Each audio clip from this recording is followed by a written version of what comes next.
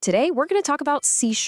It's a language that powers millions of applications, from huge corporate systems all the way to the games you play on your phone. But it all started as an answer to a really messy problem over at Microsoft.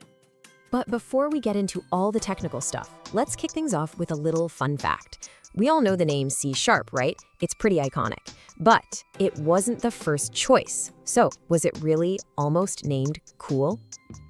Yep, the answer is a definite yes, and you're hearing it straight from the source, from C#'s lead architect, Anders Hellsberg.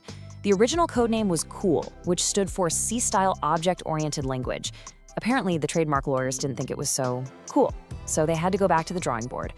Just imagine for a second if you were coding in EC or C cubed. Yeah, I think we can all agree they landed on the right name in the end. Okay, so a cool name is one thing, but languages aren't created just for fun. They're born to solve real problems. So what's really in the name? Well, in this case, it's the story of how a seriously chaotic situation at Microsoft led to this brand new language. This slide right here, this captures the absolute chaos for developers back in the late 90s. The best way to think about it is like this. Imagine you're a builder, and for every single tool you own, your drill, your saw, your nail gun, you need a completely different, incompatible battery. That's what it was like. You were using Visual Basic for some apps, C++ for heavy-duty system stuff, and then VBS script for the web. Nothing worked together. The goal, the dream, was to create one unified platform, one single battery that could power every tool in the box. And this quote from Hellsberg just nails the mission. He said they needed to modernize the Windows developer experience. The plan wasn't just to patch up flaws in other languages.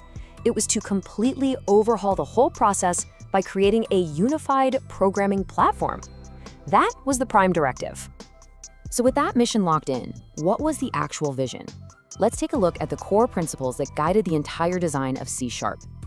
So this comes directly from the official ECMA standard, which is kind of like the language's constitution. You see words like simple, modern, and general purpose. But the words that really jump out, especially for developers, are robustness, durability, and my favorite, programmer productivity. The language was built from the ground up with the explicit goal of making developers' lives easier and their code way more reliable. But here's the thing. C# didn't just show up perfect on day one and then stop. Nope, it's a language that's been in constant evolution. So let's look at a few of the key milestones that have really defined it over the past couple of decades. This timeline really shows the big game changers.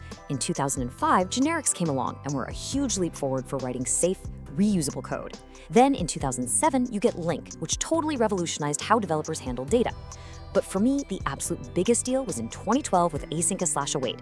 It took something incredibly complicated, writing non-blocking code, and made it almost trivial. It's why so many modern apps feel so responsive. And then finally, by 2020 with .NET 5, C# really completed its journey, becoming truly open source and cross-platform. And all that evolution is exactly why C# is such a powerhouse today. So let's take a look at C# out in the wild. Where is this language actually being used right now? I mean, its versatility today is just incredible. It's a beast in the enterprise world, building the kind of robust software that runs the biggest companies on the planet.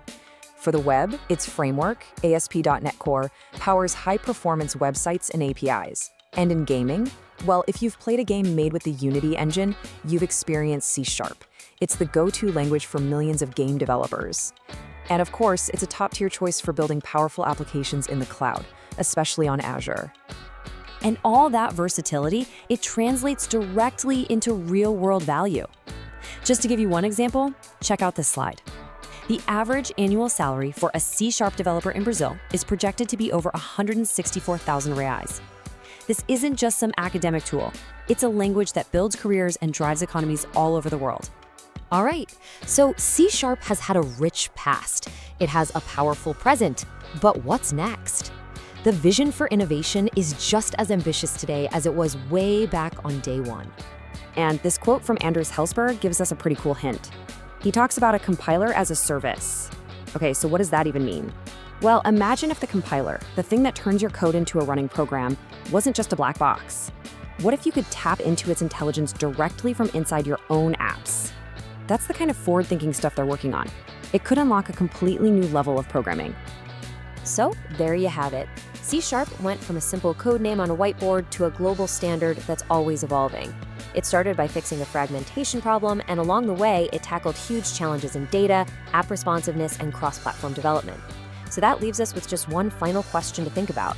From a cool idea to a global powerhouse, what problem will C# solve next?